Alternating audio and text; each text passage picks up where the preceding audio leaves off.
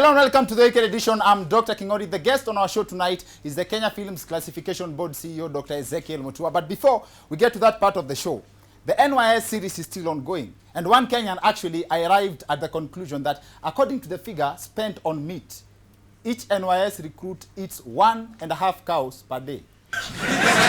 What a twisted definition of beefing up security. A single person eating 1.5 cows sounds ambiguous, though, until you see the NYS recruits ndio muone malizo ng'ombe zinaendanga. Yes. See, the last time we spoke about NYS, it was 9 billion. And the figure keeps going up. This guy actually has the best description of what's going on at NYS. Mimi kwanza inanikasirisha sana kwa hii Kenya yetu kwa sababu watu wanakula pesa kama maembe ile ya sokoni vile inakuliwa. If you share that line of thought ya kukula pesa kama maembe, then that's the formula to arrive at 1.5 cows per recruit per day. Si mnajua vile wa Kenya wanafanyanga maembe? A person who can do this to another living thing is inhuman. This person finished a whole generation of mangoes. This should actually be the new NYS logo. Now, that's not to say that the current NYS logo is not working. It is. In fact, it's very relevant. You can see, angalia vizuri kwa NYS logo. They have the Kenyan flag, alafu below there is a big spoon. Yes. I guess that symbolizes vile wanakula Kenya. And one of the highlights of the NYS scandal is that someone pocketed 60 million shillings for supplying nothing. 60 million. Even to. This deserves a round of applause. NYS was formed to curb unemployment, getting to a point that it is now paying millions to people who have not done any work. That is growth. In other news, I used to doubt internet reports that Nairobi is among the top 10 most unsafe cities in the world until our governor moved to another county for security reasons. A big shout out to everyone living in Nairobi right now. But on a serious note though, Governor Sonko moved to Machakos over alleged threats to his life. Sio stories za ngeta and pickpockets, no. Also, a 24-year-old woman in Kisumu was sentenced to 15 years in prison for being in a relationship with a 16-year-old girl. In her defense, she had claimed that the minor, who is a boda rider, appeared to be an adult until he shaved na akatoa jacket. Now, this makes sense. Kumbe ile wakati unaonanga mtu wa nduthi akifanya kitu ya utoto ni jacket inafanya akae mtu mzima. Anyway, that said, the Nyeri governor recently launched a goat race. Let's hear what our reporter Kenyanjui has got to say about this.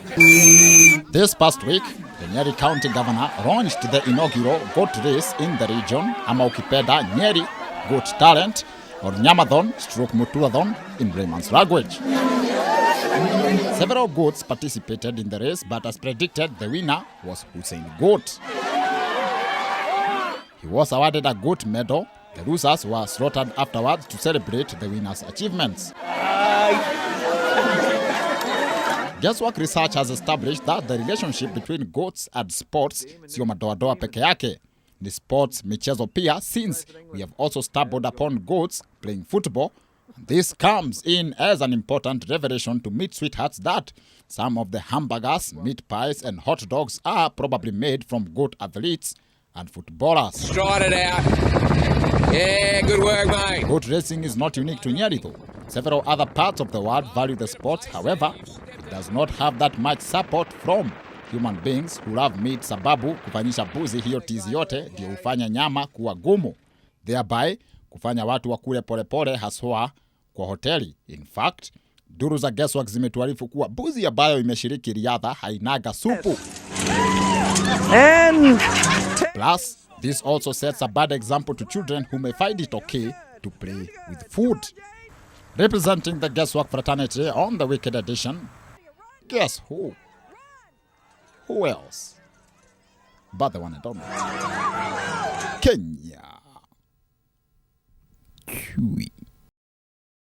And now to the main subject of our show tonight, the cybercrime bill, a subject that will soon see half of Timidat's pictures deleted from the internet because, I'm not making this up, it is now illegal to post pictures of children on the internet.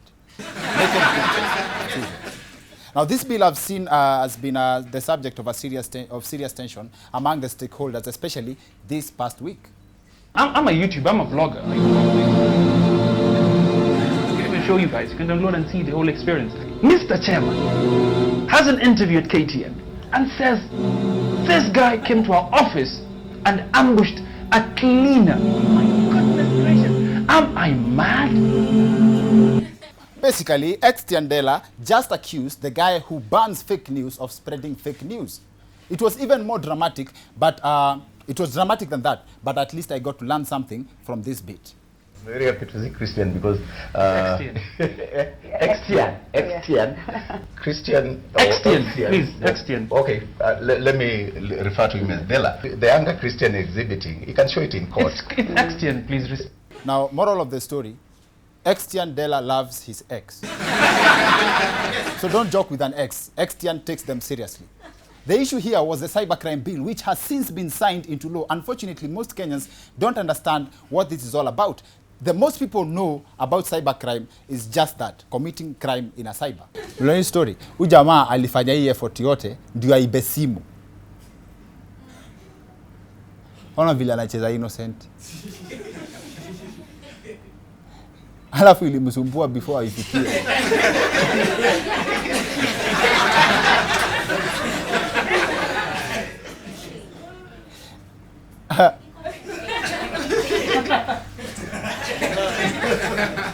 That is also cybercrime, but that's not what the president signed. That is not how our president deals with thieves. The KFCB CEO has been on the receiving end of the cybercrime debate, and I think it's because people don't understand why Ezekiel Mutua is so passionate about films. Anyone who is angry at Dr. Ezekiel Mutua is a person who does not understand that Dr. Ezekiel himself is a movie star. See, the interview on the trend that had Dr. Ezekiel Mutua and blogger Tiandela on the same panel was so heated that I was not able to tell the real story from the fake news. Tian was very bitter that Dr. Ezekiel Mutua had called him a liar. He accused him of calling him a liar in another station. But listen to Tiandela describing who he saw discussing him in that interview. He goes there.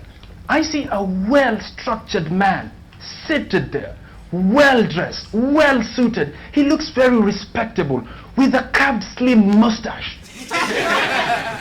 Come on, Xtian, we cannot go identifying people by the shape of their mustache.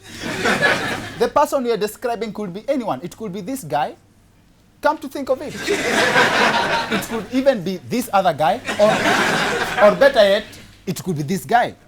And if you think about it, it could actually be this guy because you all know the relationship between film and DVD.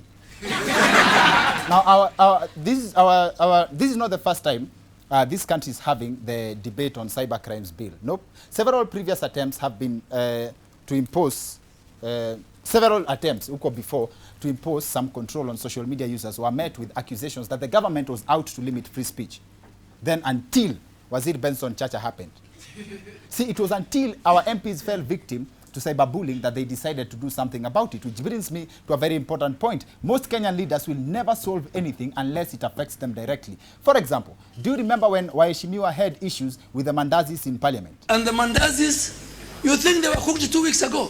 And I'm not saying because I love food. But you know, parliament, give us healthy food. Shortly after that, zile mandazi za KDF zikahit. After the incident with the deputy governor, nasikia bei ya nguo zilishuka Kirinyaga. Just to mention a few examples. But that's beside the point. We need to discuss the finer details of this bill. That's why we extend this conversation to the second part of the show with a gentleman who is technically at the center of it all, the CEO of the Kenya Films Classification Board, Dr. Ezekiel Mutua, so we can break this down even further. See you in a bit.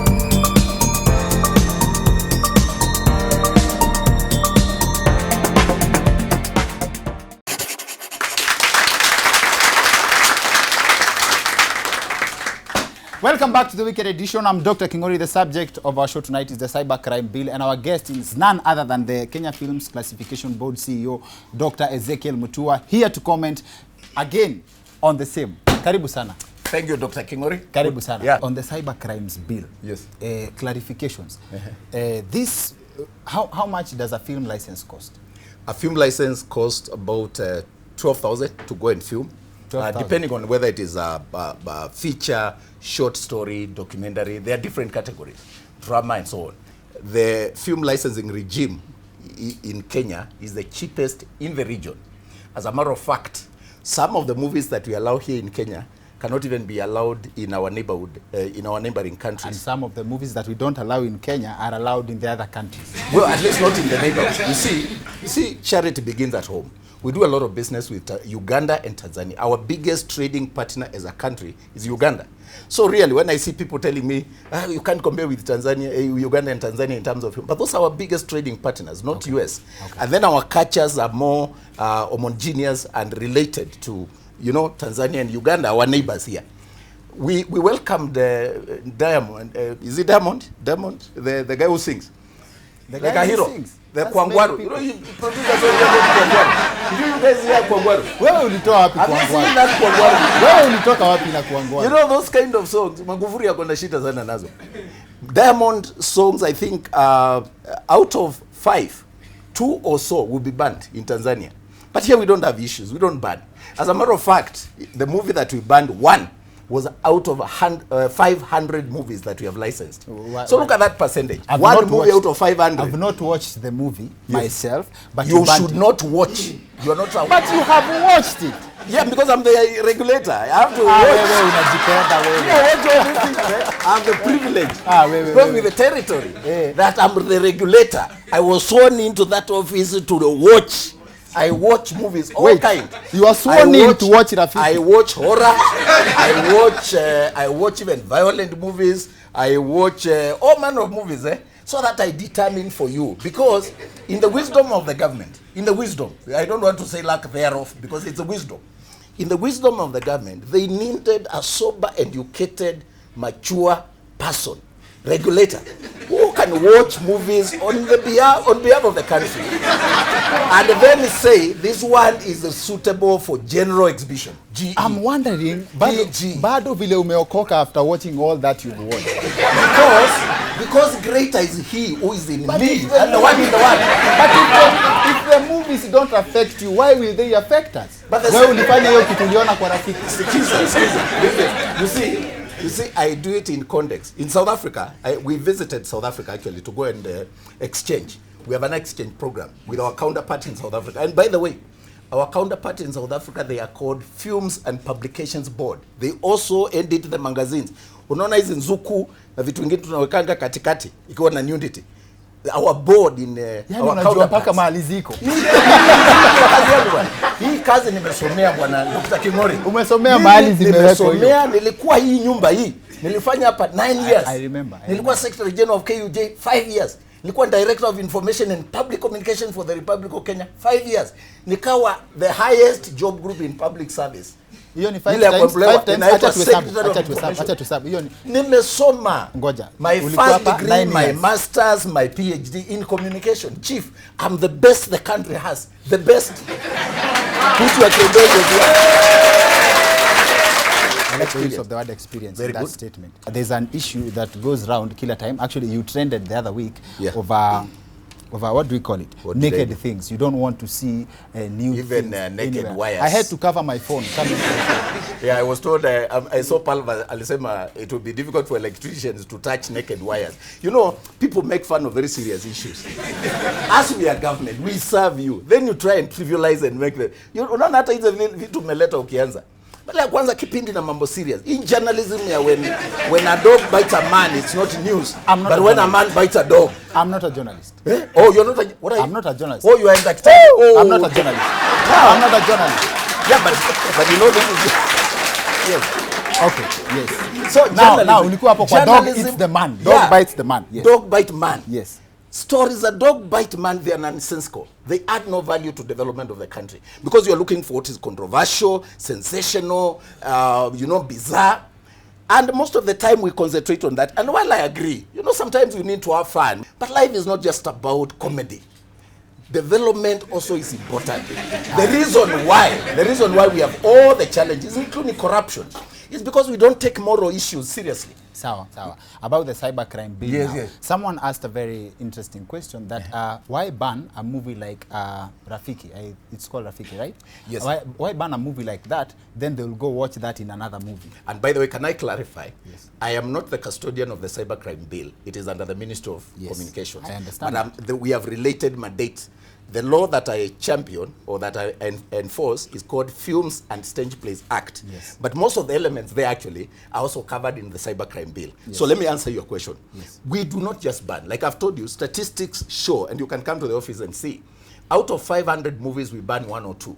And banning is a normal thing. I was going through the Wikipedia and other research engines to try and get how they do it in other jurisdictions, in the US, in the UK. And I realized there's banning. A lot, but they do, when they find this is not in keeping with their morals, the board has a right to restrict. They call it restricting, to be polite, but it's really banning. In Tanzania, like I told you, they have more stringent laws than Kenya, but they are doing better than Kenya in terms of film. So the issue is not really banning. And let me tell you for truth, when we ban, we do not popularize. Look at the numbers. If we ban a movie and the hits online got 1 million, I have protected 44 million.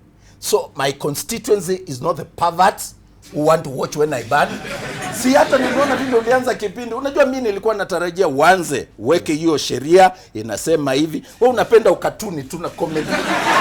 But anyway, That's why you're here. You're here. By the way, you're here for the facts. Yes. You're here for the facts. To give you facts, but you make comedy. No, yes, I talk Kazi from yako my ni kuwa perspective. Dr. No. Kingori. No, I get it, by the way. Mimi nasema, but you see, vile naheshimu kazi yako. Just a sense of right and wrong. Do you feel like the fines for the cybercrime bills, the cybercrime bill, are too steep? In fact, now that's a good question, because the president has said that to the computer and cybercrime law 2 weeks ago. The penalties for breach is 5 million, okay? The law that I enforce and people are making noise, we are killing the industry, the penalty is 100,000 Kenya shillings. Now look at 100 and 5 million. Now, if you wanted to compare, there's no comparison. What happens, and I've been very reluctant to propose a revision of the fee, because I understand most of the people in our industry are young people. We are supporting them. They are creative. They are using their cameras and handheld devices to make movies. So we said retain it to the minimum. Yes. Don't revise. So this has been there for many years. If it was to be subjected to revision, the way people are saying, probably it will come to 500,000 or 1 million. So the penalties in cybercrime bill, you ask my opinion, too high. Okay. And I think there is a notion, there is a sense in which you can say actually that bill is meant to protect people like me or senior people in government or waheshimiwas. But let me tell you, Dr. Kingori, the reason why that penalty is so high is to act as a deterrent. Wewe ukifanya hiyo ushenzi ya kuannounce Dr. Kingori amekufa na hanja kufa ako hapa, ya kuweka watu kwa mitandao unawaharibia jina, it's a deterrent. The reason why it is put so high is to encourage people to stop misusing social media, to stop creating fake news, and to stop maligning other people. We want everybody to enjoy their rights to privacy and their right to dignity without anybody harassing them on social media. Oh, so it's not about what people can afford to commit a crime. Right? It is a deterrent for you not to commit the crime, okay? But let me tell you, in a country as free as like Kenya, edging out poor people out of crime, like crime is for rich people. you see, which is good, because if you are poor, don't commit a crime. You see, like now, if you know you cannot afford an insurance of a car, will you buy a car and drive it without an insurance? You see? So only the few people can afford to. And the poverty is not a crime. Dr. Kingori, and I want the young guys who are here to be encouraged. I worked for Nation Media Group for 9 years. I could not afford a car. Not because and I've never taken beer or cigarette in my life. Not because I was wasting my money. I had to educate my siblings, and I had other family responsibilities, and I wanted to get married and settle down. Not to be cut like characters like this one. Are you married? Yeah, and others what I see. The thing is, cars do not define you. Because when I left here actually and went to repackage a body called KUJ. They were not even paying me. But I can tell you, God is gracious. I got contract where I bought 2 cars at a go. So your success is not determined by other people's race. Run your race. And if you are obedient to the law, if you are hardworking, you don't have to buy the car at the same time with your peers. No, this peer pressure is the one that is killing us. And a lot of youths are going into suicide because I saw Dr. Kingori with the car, so I want to buy that one. Success is not the kind of car you drive or the area that you live in. I lived in Githurai 45. Nilikuwa na petition na matatu, my friend. Inanipeleka 44 na kunanyesha. Juzi uliona story yangu niliandika, niliingia nikiwa kule inaitwaje ile Changi in Singapore. Kuingia nikaambiwa ndege yangu yako inaenda Colombo. Nikamwambia Colombo ni wapi? Ati Sri Lanka. Then there was no time even to think. I was going to Dubai. Wakaniambia utaenda Colombo, alafu uende Dubai, alafu uende Nairobi. But as I sat there feeling so bad because I'd been separated with my friends, I remembered the years when a matatu used to detour and they reroute to Githurai 44 instead of 45. Nikasema, look at this God. From a matatu rerouting to an airplane. I'm running my race. Now I know. The moment society will have morals, a sense of right and wrong, that I can't steal, I cannot do you wrong. If I wrong you, I apologize. If you help me, I say thank you. Just basic manners. This country will be easier to govern. Lakini unaona hizi shinani gani muna promote? Ati mkiapisha tunaapisha. Mashindano. Sisi na nani? Watu wa magazeti na watu wa TV na radio. But Dr. Kingori, you're a good man. Thank you. I have never heard Dr. Kingori sued or accused. I don't know whether you have a case since you started this program. No. I served here for 9 years. I never left with a single suit. Okay? So I am very happy to see never people left like with a single suit? No, I was never sued. I didn't have a case in court for 9 years. And that's a major feat. No wonder journalists trusted me to become their Secretary General. Thank you. And we want journalists we want people like you, media people, media personalities. Yeah. I like the way you correct yourself. Like you, media personalities like Dr. Kingori. Thank you. Thank you very much for coming. I wanted to tell him just the last one. KFCB. I don't like talking about other bodies, but KFC is mandated. Kenya Film Commission. Their role is to market Kenya as a preferred filming destination. I'm the regulator. Mine is to regulate, issue licenses, then examine and rate content. That's my role. Our mandates are related but distinct. And their laws are different, ours are different. There is no confusion. That was a burning issue. Wapi makofi ya Ezekiel Mutua. Thank you. Thank you very much. Thank you for coming on the show today. You are very kind. Aya, asante sana. Asante. Na tukikuita tena utakuja. Kila wakati. Anytime. Gotea. Sunday. Gote tena? Yes. Imeingia kwa mtandao. Thank you very much. Now that's it for the weekend edition. See you next week. My name is Dr. Kingori.